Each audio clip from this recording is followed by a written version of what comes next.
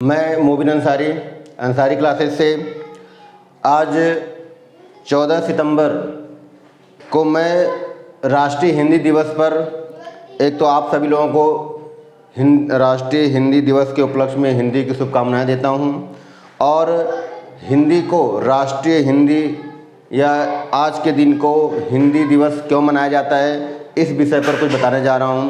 तो आप लोग ध्यान से सुनना, क्योंकि इसमें काफ़ी कुछ जानकारियां भी हैं जो हमारे एग्ज़ाम की दृष्टि से भी इम्पोर्टेंट है और हम लोग राष्ट्रीय हिंदी दिवस क्यों मनाते हैं इसके लिए भी इम्पोर्टेंट है। तो सबसे पहले हमें जानना है कि जब हमारा देश आज़ाद हुआ 15 अगस्त 1947 को, तो आज़ादी के 2 वर्ष बाद 14 सितंबर 1949 को संविधान सभा ने हिंदी को राजभाषा के रूप में स्वीकार किया। याद रखना है कि संविधान सभा ने 14 सितंबर 1949 को हिंदी को राजभाषा के रूप में स्वीकार किया और उसके बाद 1953 में, वर्ड याद रखना, 1953 में राष्ट्रभाषा प्रचार समिति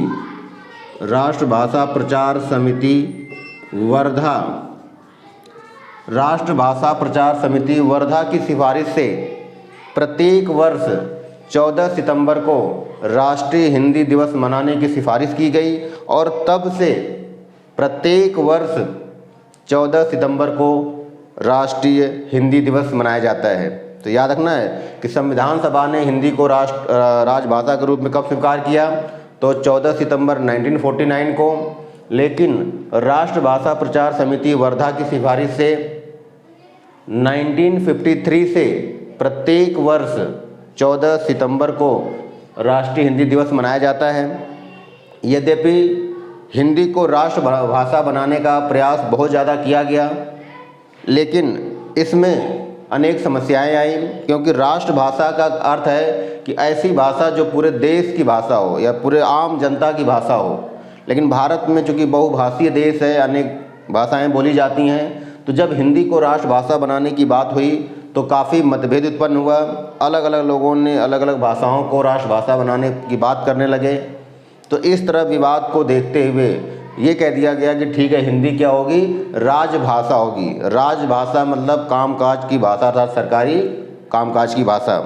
तो हिंदी को राजभाषा के रूप में मान्यता दी गई और हिंदी को अंतर्राष्ट्रीय स्तर पर बढ़ाने के लिए, अंतर्राष्ट्रीय स्तर पर प्रचार प्रसार करने के लिए, ताकि जो हमारी हिंदी है न केवल देश में बल्कि विदेशों में जानी जाए, इसके लिए 10 जनवरी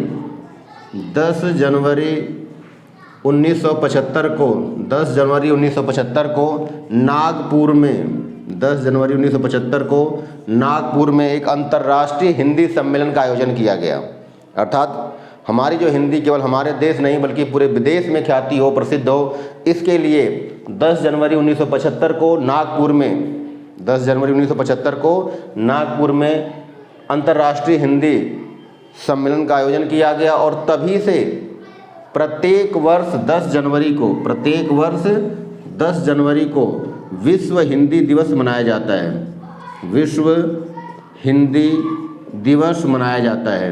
तो याद रखना है कि राष्ट्रीय हिंदी दिवस कब मनाया जाता है, तो 14 सितंबर को मनाया जाता है। ठीक, 14 सितंबर को मनाया जाता है।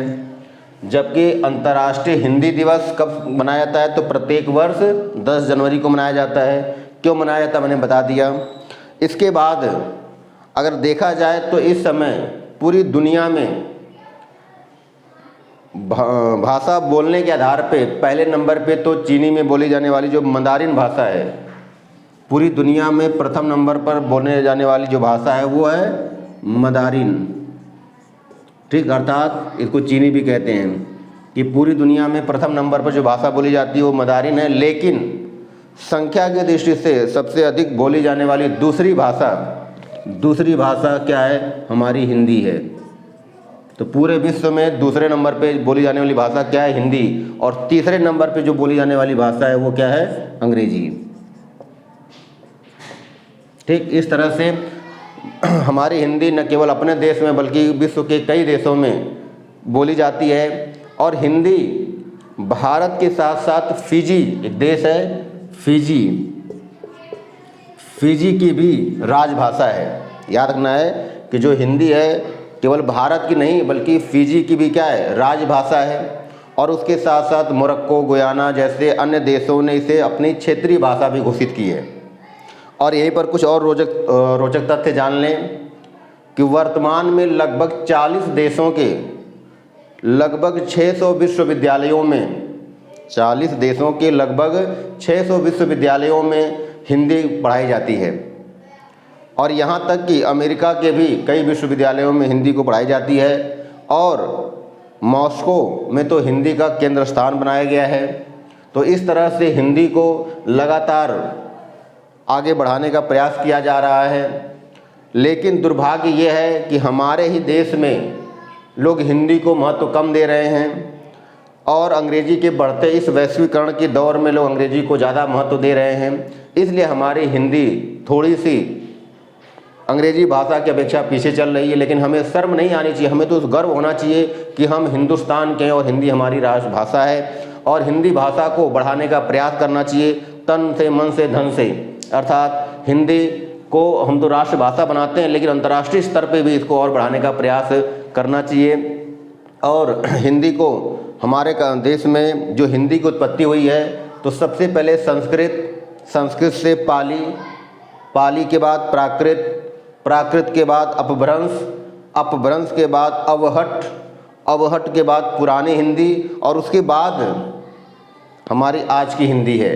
तो जो हिंदी का विकास क्रम है एक लंबे समय से चला आ रहा है। सबसे पहले क्या है, संस्कृत के बाद पाली के बाद प्राकृत के बाद अपभ्रंश के बाद अवहट, फिर पुरानी हिंदी और अब आज की क्या है, आधुनिक हिंदी। तो इस तरह से हिंदी अपने चरमोत्कर्ष पे तो पहुंची, लेकिन दुर्भाग्य है कि लोगों ने उसको उतना महत्व आज के दौर में नहीं दे रहे हैं। लेकिन फिर भी हमें प्रयास करना चाहिए कि हम हिंदी को बढ़ाने का प्रयास करेंगे। ठीक है, तो इसी बात से अपनी बात को समाप्त करूंगा कि हम हिंदुस्तान हैं, मतलब हम हिंदुस्तान के लोग हैं और हिंदी को बढ़ाने का प्रयास करेंगे। तो मैं जैसा कि हिंदी दिवस पे बता रहा था तो इसी में हिंदी दिवस के बारे में बताते हुए कहना चाहते हैं कि हम सबकी पहचान है हिंदी, हम सबकी पहचान है हिंदी, भारत देश की शान है हिंदी। दोबारा सुनना है कि हम सबकी पहचान है हिंदी, हम सबकी पहचान है हिंदी, भारत देश की शान है हिंदी। इसलिए हमें हिंदी बोलने में संकोच नहीं करना चाहिए। ठीक है, वैश्वीकरण का दौर है, अंग्रेजी को लोग बढ़ावा दे रहे हैं, लेकिन फिर भी हम एक हिंदुस्तानी हैं। तो हिंदुस्तानी होने के नाते हमें हिंदी बोलने पर कोई शर्म नहीं आना चाहिए, बल्कि गर्व से हिंदी बोलनी चाहिए, क्योंकि हमारी यही पहचान है। महात्मा गांधी ने भी 1918 में यही कहा था कि देश की राष्ट्रभाषा हिंदी होनी चाहिए। ठीक है, और उन्होंने भी हिंदी को बढ़ावा देने का प्रयास किया। यही कारण है कि भारतीय राष्ट्रीय कांग्रेस ने भी अपने सभी कार्य हिंदी में ही करते थे। और दयानंद सरस्वती, उन्होंने भी अपनी जो पुस्तक है सत्यार्थ प्रकाश, उन्होंने हिंदी में प्रकाशित की ताकि आम जनता तक वो अपनी बातों को पहुंचा सकें। और इसी तरह से हम कहते हैं कि हिंदी बोलने में हमें संकोच नहीं करना चाहिए, गर्व से हिंदी बोलनी चाहिए और गर्व से कहें कि हम हिंदुस्तानी हैं, और साथ ही साथ हिंदी फ़ख्र से बोलना चाहिए। ठीक है, तो यहीं पर हम अपनी बातों को समाप्त करेंगे। जय हिंद।